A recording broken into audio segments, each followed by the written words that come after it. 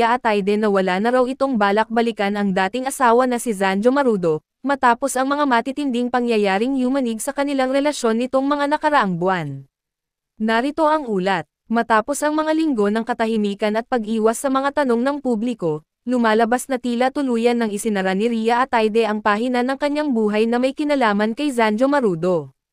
Ayon sa mga malalapit sa aktres, dumaan daw ito sa isang mahirap at emosyonal na proseso bago tuluyang tanggapin na hindi na maibabalik pa ang dating sigla ng kanilang pagmamahalan. Sa mga unang buwan matapos ang kanilang paghihiwalay, umaasa pa raw si Zanjo na may pag-asa pang maayos ang lahat. Ilang beses daw itong nagtangkang makipag-ayos, nagpadala ng mga mensahe, at sinubukang kausapin si Ria ng personal. Ngunit ayon sa mga nakakita sa aktres, hindi na raw siya bumalik sa dati. Tahimik, malalim, at tila determinado na wakasan ang lahat ng koneksyon sa lalaking minsan niyang minahal ng buong puso. Sa isang panayam ng isang malapit na kaibigan ni Ria, sinabi nitong, tapos na. Ayaw na niyang balikan ang nakaraan.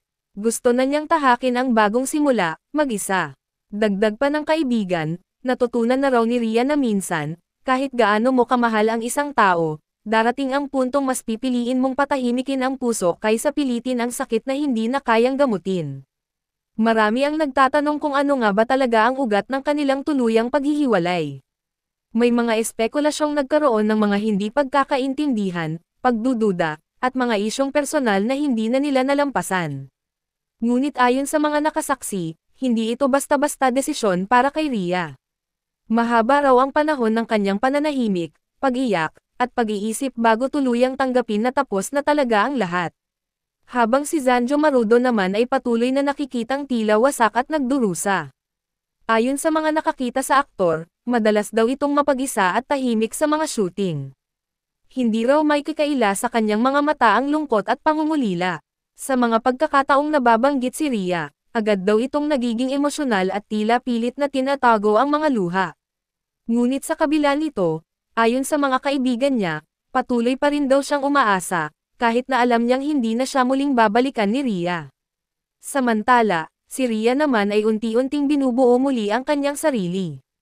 Abala ito sa mga proyekto, sa pamilya, at sa mga advocacy na malapit sa kanyang puso. Ibinahagi pa ng ilang nakakakilala na mas kalmado at masaya na raw ito ngayon, isang senyales na tila natagpuan na niya ang katahimikan na matagal na niyang hinahanap. May mga larawan pa nga sa social media kung saan makikita siyang masigla, nakangiti, at tila malaya sa bigat ng nakaraan. Ngunit sa kabila ng lahat, hindi may kakaila na nananatili pa ring malalim ang sugat na iniwan ng kanilang relasyon. Maraming tagahanga ang umaasang baka sa pagdaan ng panahon ay magkaayos pa sila, ngunit ayon sa isang taong malapit kay Ria, kapag isang babae na ang nagsabing ayaw na, madalang na iyong magbago. Si Ria, buo na ang desisyon niya. Hindi na siya lilinggan pa. Sa mundo ng showbiz kung saan ang mga balita ng hiwalayan ay karaniwan, ang kwento ni Ria Ataide at Zanjo Marudo ay isa sa mga pinaka nagbigay ng aral. Isang paalala na ang pag-ibig, gaano man kalalim, ay may hangganan kapag ang isa ay paulit-ulit nang nasasaktan. At minsan, ang tunay na tapang ay hindi ang manatili, kundi ang matutong bumitaw ng may dignidad. Sa mga sandaling ito, nananatiling tahimik si Ria, habang si Zanjo naman ay patuloy na lumalaban sa sakit ng pagkawala. Ngunit ang malinaw, wala nang balak si Ria na balikan pa ang nakaraan.